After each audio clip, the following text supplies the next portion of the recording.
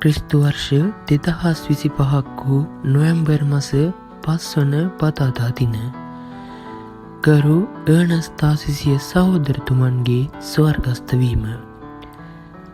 දිව්මවතුරුලේ සදා සැපත සොයා ගිය සාන්තානා ජයසත්සරෙහි සංකේතය ගරු අනස්තාසිසිය සහෝදරතුමන් ක්‍රිස්තු වර්ෂ 1959 වූ සැප්තැම්බර් මාස 22 වන දින මන්නාරම ප්‍රදේශයේ ජන්මලාභය ලැබීය. සිය අධ්‍යාපන කටයුතු වලින් අනතුරුව ශුදෙව් දිවියක් තුළින් දේවතයාවේ දියදහරා වස්තුනුවස් ලසාලියානු පවුලේ පැවිදිපුරයට සැපැත් වූ උන්වහන්සේ පාසල් ගණනාවක ගුරුවරයෙකු මෙන්ම විදුහල්පතිවරයෙකු වශයෙන්ද සේවය කළේය.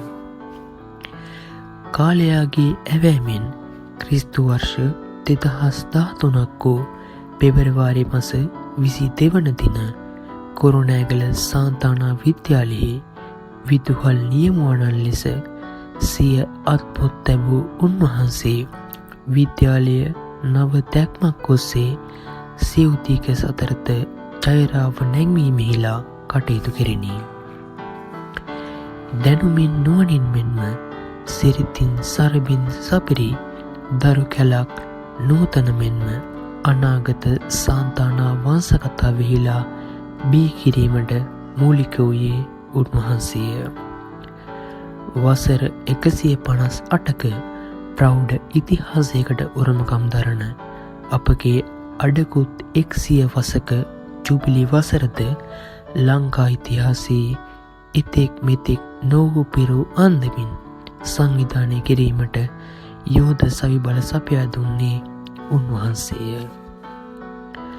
පුරා සත්වසක් මුළුල්ලේ ඔබවහන්සේගේ ආශිර්වාද මහිමයෙන් දැල්වූ හදවත් තවත් සියවස් කරනාවක් ඒ මහිමයෙන්ම දැල්වෙනු ඇත.